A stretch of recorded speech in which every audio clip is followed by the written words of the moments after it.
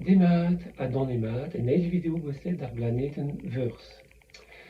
Video kenta, on eus ar sellet meurs gant on daoulagad epken, a desket on kalstrao diwar-benn an olvet, met diwar-benn meurs a ben ar fin om chomet bout. Met selita. Gant ur feren, ez eus tud a vrasat skeudenn an objedoù tost.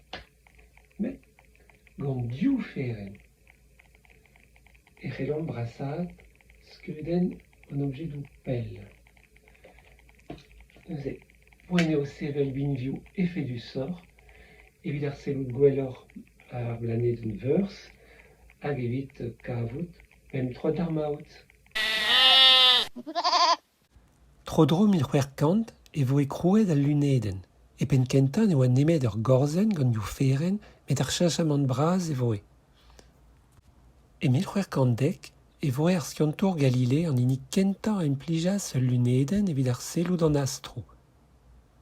Gelout a reas ar sellout kalstrao war gore al loar da skouer, met ar poent-se ne oa ket mat avalc'h ar lunedennoù evit diskouez munudou war gore meurs, ha ne oa ket sur eus ar pezh a zammouele. Padal, en otas e oa digresket men meurs en oab. Poeleg eo, dre ma cheñch ar pelder etre meurs hag an douar, e se blant meurs, bez an brasor, pe bihanoc'h diouzh ar mareo. A feur ma veze gwelet al lunedennoù e c'hellet ar sellout traoù nevez. 1500 nav a hanterkant ar voe ur bloaz pull. Treset e voe kentañ kartenn meurs gant Huygens. Muzuliet e voe gantañ ivez e feriodenn droial, da lavaret e pegeit amzer e tro ar blanedenn warni e c'hunan, hag e zeureuzkiz. Evel just e voe gwelet ar muzulioù-se tamm a tamm a-hed an amzer, met ar e kavet gant Huygens ne oant ket fall tamm bet. E 1501 a Trihugen e voe ket niget an teleskop evit ar wech kenta. Disavel eo an teleskop diouzh al luneden. En ul luneden neus nemet ferennoù. Ur melezour eo elfen bennañ un teleskop.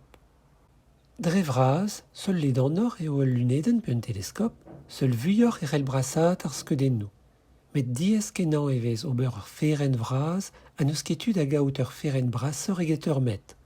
Distumet e vefe a blamour de frouez. Control, e c'heller ober melezourioù bras kenañ, setu perag eus bet savet teleskopou divent, ha da heul kartennoù resisa. A bremañ eo an avezenn mat avalc'h torosenadur ar blanedenn ruz.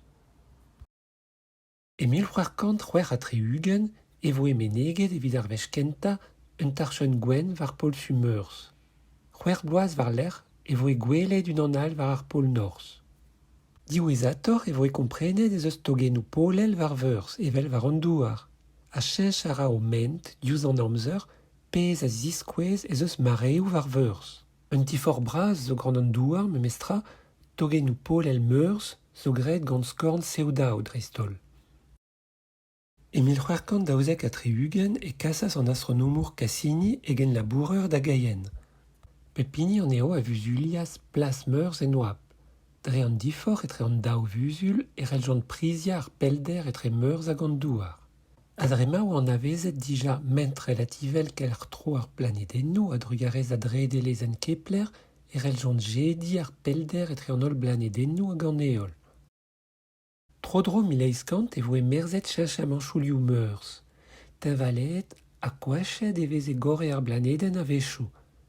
Diouezator, e komprenas ar skiantourian e oa korvetennoù poultrenn divent, a vechou ken bras hag ar blanedenn a bez.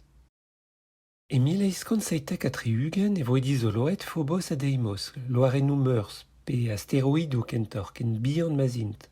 Asteroidou bet tapet gant mes gravitadurel meurs. E pad an naontek vet kantvet e voe dioroet ar pezh eo deuet da veza ar spektrografiez. Gouzout a ozomp e reler dielfennañ ar goulou gwenn gant ur prism.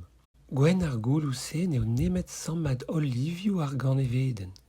A muioc'h c'hoazh e gwirionez, rak ne relomp ket gwelout nag an dreist-mouk nag an isruz. Ar seurt gant eveden ar c'heller kaout gant ur prism a vez gret spectre an eo. A spectre goulou an eol a zo kendalrus. Emañ an olivio varnan. Pa dremen ar goulou dre un danvez evank bandennoù liou var ar spectre e lec'hio c'hesis. Ir derio gwagennoù zo a vez euvret, pelonket ma karet, gant an danvez. Hag an ir derio gwagennoù se zo diouz an danvez. Peur liesan ne vez ket ken simple ar spectrou. Ar bandennoù du a zeu eus meur a zanvez. Red eo dirouez le an traoù evidat kavout an danvezioù kimiek, hag ar bandennoù ne vezont ket du, met teñval kentor. Adre an da valijen se, e c'heller kaout titourou di war ben kementadou an danvezioù. Neuze, di elfennañ ar goulou a dreuz atmosferen ur blaneden, a zegas titourou di war ben an ezennoù en er atmosferen. A setu penoz e vo e kavet e oa seo daou en atmosferen meurs dre stol. A roud ou dour epken. Merzet e vo e ivez ne oa ket tavalet kalz ar steredennoù gwelet dre atmosferen meurs pa dremen e biodeo. Pez a ziskouez eo tanaou an atmosferen. Un istorfentus un tammig bremañ ini kanolioù meurs. Tro-dro fin an nantek kantvet e kredas lod gwelout linennoù var gore meurs. D'ar mare-se e krede an dud e oa kalz dour war veurs. Mare-sevel ar c'hanolioù war an douar e oa, kanol suez da skouer, a cheñch a manchioù liou gore ar blaneden a red a sonjal e oa plant war veurs. An holl skiantourien ne oant ket a du. Met kalz istorio a vo e jinet di war ben kanolioù savet gant ur sevenadurez di an ao. Met e pen kentañ an ugen vet kantvet, gant teleskopou gwelet, e vo eskler ne oa nemet un touel ouel. A neus ket a du digou wer ken ebet. Atmosferen an douar zo ur skoil. Diez eo kaout skeudennoù spiz a balamour d'an turmud atmosferek. Da la vaoude a balamour da fivadennoù an aer. Ouzpense, daouz ma seblant an atmosferen bez antreuz ouelus, e vez euvret un darn eus ar goulou gwelus ganti. Un darn vraz eus an izrus hag eus an dreiz mouk, hag an holl skinou gamma. Hag ar sotradur goulaouek, a laka an ar sellout diez ur c'hoaz. Adalek fin ar bloavezhioù tri-ugent ez eus bet kaset teleskopou d'an egor. An hini brudetañ eo Hubble. Kaset d'an egor da dreiñ en-dro d'an douar e 1900 a pevar ugent a kenderc'hel a ra da vezañ un plijet c'hoaz. Ne ket gweslet d'ar planedennoù met an egor dre vras, evit kompren gwelloc'h an olvet. Padal e oa bet kemeret gantañ a 1990 a pevar ugent gwelloc'h fotomeurs ar mare-se. Evit e chui un dra souezus ar meteoritou. E 1903 a pevar ugent e prouaz skiantourien e teue un nebeud meteoritou eus meurs. Digre du seo un tamm, met un displegad en zo. Meteoritou bras zo bet kouezet war veurs hag abalamour d'ar stronsou ez eus bet kaset mein d'an egor. Adrez egouez eo kouezet un nebeud an eo war an douar. Diel fenet eo bet ar meteoritou se a kavet e oa bet e oa chomet temperadur meurs izel e pad an darn vrasañ eus e bezans. Din d'an temperadur skornan an dour. Drese e seblant douetus bezans ar vuez war veurs. Bremañ e an avezan meurs gwelloc'h. E vreonez ne manket en bleud, rak peadra da enrola urvezhioù video e oa. Red e oa dibavet meus pazennoù meus kavet.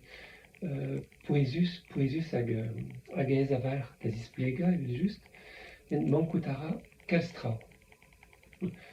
Forzh penaos, ne ket fall ar sellout meurs gant binvioù modern, met gwelloc'h e vefe mandi. En ur video all, e vo graet. Kenavo!